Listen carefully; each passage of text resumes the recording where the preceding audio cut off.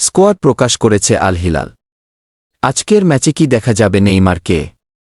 কথা ছিল আজকের ম্যাচ স্কোয়াডে থাকবে নেইমার। দীর্ঘ 1 বছরের ও বেশি ইনজুরিতে থাকার পর নেইমার জুনিয়র মাঠের ফুটবলে ফিরে খুব বেশি ম্যাচ খেলতে পারেননি তিনি।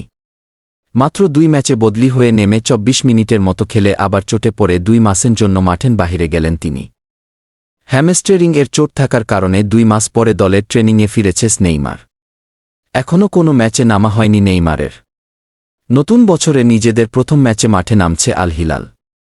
আজ রাত 11:30 আল ইত্তিহাদের বিপক্ষে মাঠে নামবেন আল হিলাল। প্রশ্ন হল, এই ম্যাচে কি খেলতে পারবেন নেইমার জুনিয়র?